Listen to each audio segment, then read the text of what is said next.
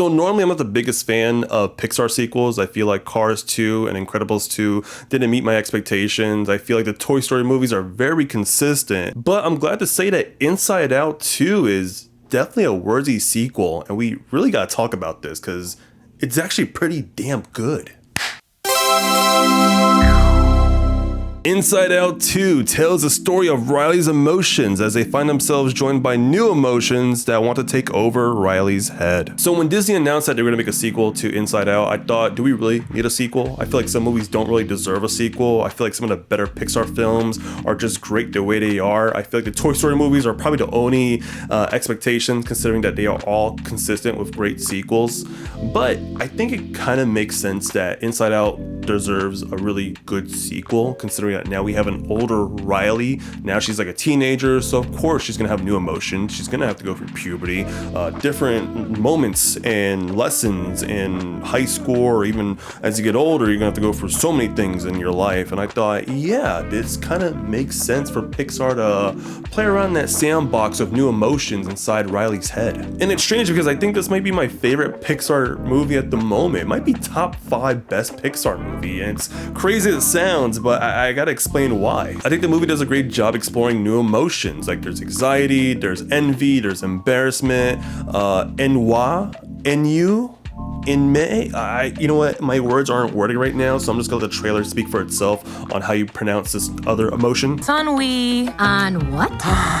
It's what you would call the boredom. Regardless, I think it does a good job showcasing those emotions, something that we could all relate to. Even as an adult myself, I feel like I could relate to these emotions as we get older. Like, you know, we first experience them as teenagers, but as you get older, they kind of still stay with you. And it also made me think like, man, is most of my decision making in life is based on these emotions? Am I basing my decisions on joy, anger, or is it more anxiety at this point? Because the movie really dives into that, and I feel like anxiety plays an interesting role in our minds that really makes you think like, crap, man, what am I doing to really make my decisions in life that should be more towards joy or even fear sometimes? But really, it's all about Riley in this movie and how she displays her emotions going to a hockey camp with her friends and meeting new friends and trying to even fit in. And I feel like a lot of teenagers could relate to Riley. Like some of the emotions and decisions that she makes is very on par to what a teenager would actually do in real life.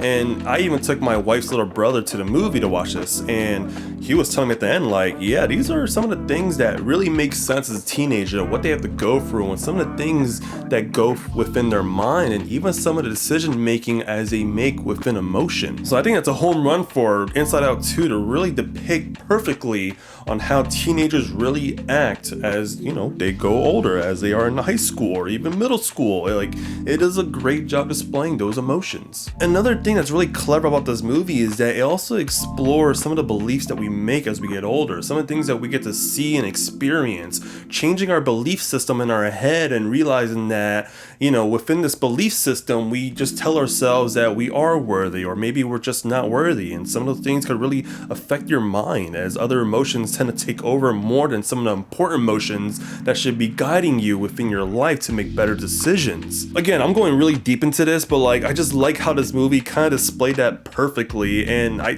think it's a great study to really look at.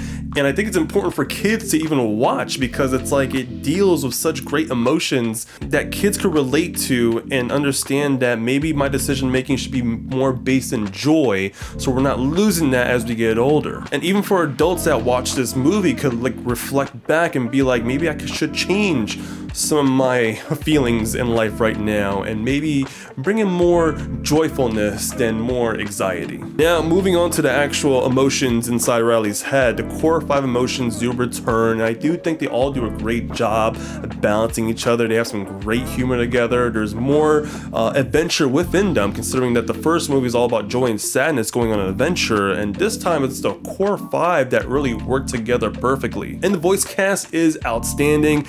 Amy Poehler is definitely the top tier for me here, close to Maya Hawke's Anxiety. I think Joy has a lot more important messages that really displays perfectly and makes you really relate like pretty heavy. Like it's a lot of deep thoughts that you're just like, holy crap. Definitely hits you right in the feels. And like I mentioned, Maya Hawke voicing Anxiety, she does a phenomenal voice work in this movie, and some of the more important moments towards the third act as well, but even within the first and second act, she is just hilarious. I think Maya Hawke deserves an award for how awesome she voiced Anxiety. And I'm not gonna lie to you, this might be the funniest Pixar movie. I was laughing the whole time, dude. Oh my god, like some of the jokes are so clever. And I don't want to go into too much of spoilers, but like one of my favorite scenes is within like Riley's like I think her deep dark secrets, or like secrets that she keeps way behind as a child, or even like past memories. But there's a particular character called Bloofy and Pouchy, and they're just, oh my god, it's comedic gold. And there's also a video game character in the movie that perfectly displays how a character in a video game would react and what would do, and it's just funny, man. Like there is some really comedic gold stuff in here that I'm surprised that a movie like Pixar could really pull this off. But then again, Pixar is known for making great quality movies like this. Like they're smart with their movies. Like it's not like dumbed down like the Garfield movie. No offense, I'm sorry, did not like that movie, but I like how this movie is very clever with like the writing and the jokes and even just some of the emotion moments. And speaking of emotional moments, I do feel like, yeah, there's gonna be moments in this movie that is gonna make you teary-eye or even make you burst out crying. I didn't really get much teary-eye in this movie compared to Inside Out. I feel like Inside Out made me bawl my eyes out when we saw Bing Bong pass away. But in this movie, you know, I felt more like realization, more sadness, like in a good way, like wow, like maybe I should change my life just a little bit and maybe make better decisions on certain emotions like I mentioned before. But I will say, like, people in my theater were crying. Some of the people that watched this movie mentioned that they did cry, especially in the beginning, even towards the end of the movie.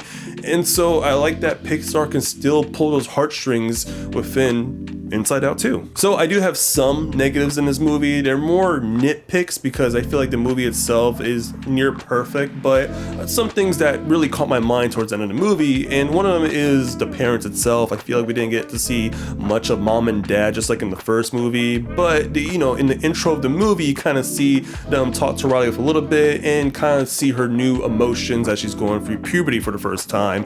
Maybe I would love to see more of that within the whole movie, considering that they're kind of exited within the first act. Like Riley's going into a hockey camp, so really it's just Riley and her friends throughout the whole movie and not the parents. But you know, maybe they might save that for another sequel if they do plan on making one. The runtime itself is short and sweet, hitting that right sweet 130-minute mark. But at the same time, I feel like the ending was just a bit rushed. I feel like the conclusion could have been a little more cohesive and a little more explained instead of it being just ending it abruptly. But, you know, at the same time, I feel like the payoffs were hit correctly. Some of the emotions, you know, they all kind of get together, no spoilers, but it kind of makes sense of how the movie ends. But I also would have liked to see more explanation towards other things that may or may not set up the future with these emotions. Overall, this is a worthy sequel to Inside Out. I love this movie. I was laughing a lot. I was enjoying some of the jokes, some of the clever metaphors, the new emotions, talking to the old emotions, like their dynamic together is pretty spot on. Now, even though some of the emotional beats didn't really resonate with me, I feel it's going to resonate with other people who watch this movie, and that's totally fine. I feel like this movie is going to have different interpretations and important conversations to have with your young ones, whether it's your brother, sister, son, daughter, niece, nephew. Like there's going to be an important topic to talk about within this movie that really displays a great message overall. And that's why I'm going to give Inside Out 2 a 4.7 out of 5. I think it's a worthy sequel, definitely worth your time. Definitely watch it on the movie theaters if you can. I can't believe that this movie's making bank right now. I think it's supposed to be like the highest grossing movie of the year so far, so I guess movies are kind of back. Great success with Bad Boys last week, and now with Inside Out. I feel like movie theater experience is not dead just yet. And I say yet because I feel like the movie theater experience still has a lot of work to do. Bring up more good movies, try to lower the pricing just a bit, but also understand what the people really want to watch. But I want to hear from you guys. What you guys think of Inside Out 2? Did you enjoy it? Did you dislike it? Let me know know in the comments down below and let's have a discussion. And if you enjoyed this review, please like the video, subscribe because I am on the road to 500 subscribers. It's a milestone that I'm trying to achieve by the end of summer, so your support would definitely mean a lot. And that's gonna do it for me, guys. So have a great week, keep watching movies, and I'll catch you guys on the next review. Take care, bye-bye.